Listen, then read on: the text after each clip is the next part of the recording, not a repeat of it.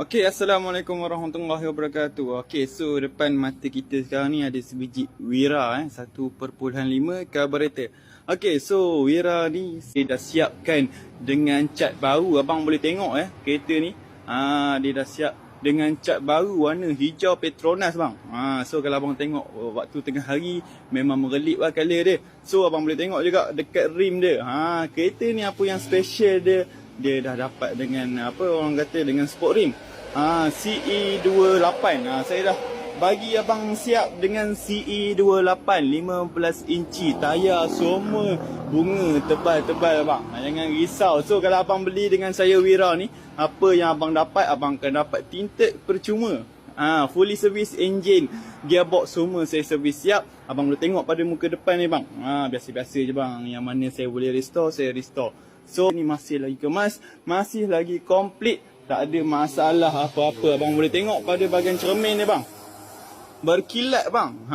Saya dah restore A to Z kereta ni sebenarnya. Tengok juga pada bahagian dalam dia. Tak juga tertinggal pada bahagian dalam dia. Kekemasan dalam dia yang amat luar biasa. Saya rasa saya puas hati saya restore kereta ni. Tengok dalam seat tali pinggang 3-3 boleh pakai lagi. Boleh tengok juga pada bahagian co-pilot dia. Co-pilot bahagian pilot seat dia semua kemas lagi. Semua masih lagi berfungsi macam keluar kilang saya nak cakap bang. Bang boleh tengok juga pada bahagian driver dia bang.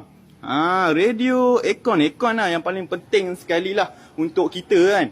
Nak jalan jauh selesa. Kalau nanti tinggal tinted, saya dah siap tinted. Tinted boleh abang nak gelap macam mana pun tak ada masalah. So kereta ni transmission auto bang auto. Wira auto semua masih lagi dalam keadaan original. Steering cantik, matte perfect.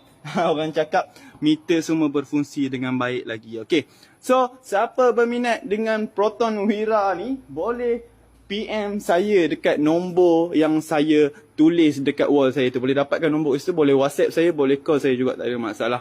So Wira ni saya ada sebiji je. So tengok kat sini dia pun ada power switch window 4-4 berfungsi dengan baik. So kita saya nak payung pada bahagian enjin dia. Enjin dia pun orang kata berbisa lagi kan. So inilah dia enjin. Enjin Wira ni 1.5 carburetor. Carburetor. Enjin ni pun saya dah restore A to Z. Abang boleh tengok enjin dia bang. Semuanya cantik, berkilat, berseri macam baru orang kata kan. Kereta ni tinggal pakai sahaja. So siapa berminat boleh WhatsApp saya Ayu Laju, boleh call pun boleh.